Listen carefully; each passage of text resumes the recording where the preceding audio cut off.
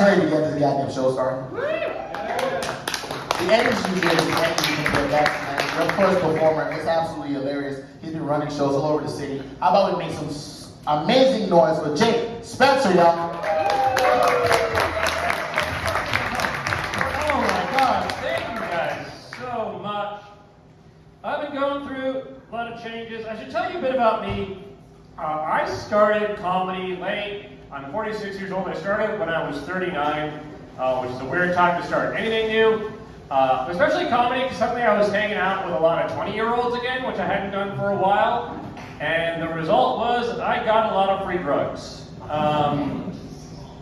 When you look like me and you're my age and you go to a party full of 20-year-olds, you get so many free drugs. You walk in the door and they're just like, prove you're not a cop. And I'm like, okay. I'll try mescaline, what the heck? Yeah, so it is weird. It was weird starting comedy late. I do hang out with a lot of people that I started comedy with, and we're all in our 20s, except for me. And it's weird, it doesn't show usually, because when you start all together, you feel like you're in the same class. You know, it doesn't feel like there's an age difference, but every now and then it would rear its ugly head in a weird way. This is a true story that happened. I was backstage at a show, hanging with a buddy of mine who was like 19 years younger than me, and we were just having a couple drinks, waiting for the show to start, and he just kind of said, Jake, when you were younger, did your parents make you wear dresses? Okay, so what had happened was, he had seen a picture of like an old-timey photo from colonial Canada. And back then, the kids would wear like this smug, this dress. If you were a toddler, you wore this dress, regardless of your gender, and that was what you wore until you were sent off to school.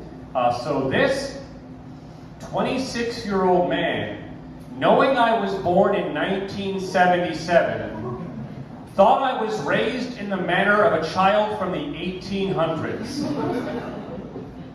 He was just like, Jacob, let me ask you a question. When you were younger and your father was done teaching you your letters, would he let you frolic in the tall grass, or was he too busy beating you for being left-handed? Yeah, it is weird. I'm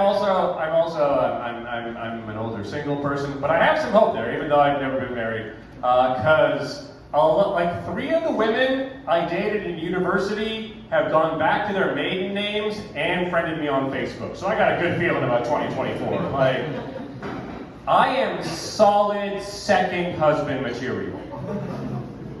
I'm not someone you start a life with, but I can be easily slotted into the life you build with someone else. I am also, like I said, in my 40s. I'm from Generation X. Generation X is the stupidest generation of all time. We are the dumbest generation of all time. That's our thing. Millennials, everyone thinks they're like a selfish generation. Baby boomers, everyone thinks they're like mean. We were just dumb. And I'll tell you how. I have the proof.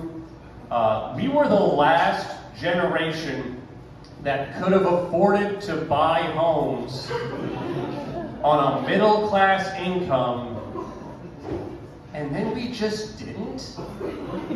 Like, people forget what the condo boom was like in the late 90s and early 2000s. They built too many. They were giving them away, but we were raised with houses, and we thought we were owed houses, and we lived with that forever. We were just like, the generation before us, baby boomers, they bought plots of land, and they built houses on that land. Millennials struggling to make rent on like a bachelor apartment with like 3 roommates.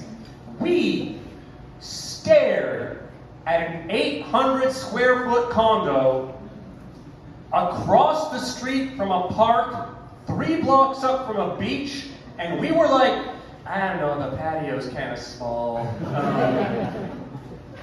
I'll just wait 15 years. I'm sure then it'll still be $49,000. Yeah, that was us. I shouldn't worry so much about aging.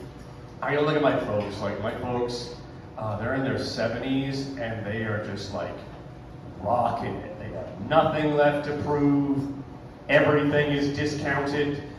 Plus, they pretty much just do or say whatever they want. They can write it off as a medical thing. Like, my stepdad, he's 79 years old. for an entire year. We thought he was going deaf. We took him to the doctor. It turns out he's just done with responding. My dad is a different thing. And this is why I do have to be very careful medically, because diseases do run in my family. My father has type 1 diabetes. If you don't know what type 1 diabetes is, that's where you have to inject on a regular basis with insulin in order to regulate your blood sugar. Thing is, as a little kid, I didn't know that was what he was doing. Like, my only reference for people injecting things was like movies I shouldn't have been watching with my big sister, where like Sylvester Stallone took down a drug lord. So for like the first, 6 years of my life, I just kind of thought my dad was a chill heroin addict. I went to my father, I was 6 years old, and I was like, "Daddy, do you do heroin?" And he was like, "Oh, God. Oh, no. Okay, here's the deal. I have a problem. It is called diabetes. It has to do with sugar in my blood. It's complicated. And in order to regulate the sugar in my blood, I need to inject with a drug called insulin. So, if you see me injecting before meals, I am injecting insulin. Also, that time you got up really late at night to use the washroom and you saw me on the patio, I was smoking insulin." Yeah, my dad, he was a carpenter too and a woodworker. He's the sweetest insulin pipe. I will say that I don't mean to feel too sorry about myself getting older. Like the host said, I actually run a few shows in Vancouver. I just started seeing a nice lady. I'm happy about that. I have a decent apartment. Things are going well. It's safe to say, for a 46-year-old man, I'm doing really well for 27. And that's what I'm leaving on. I'm fine with that. You guys are absolutely fantastic. My name is Jake Spencer. Have a great night. Thank you.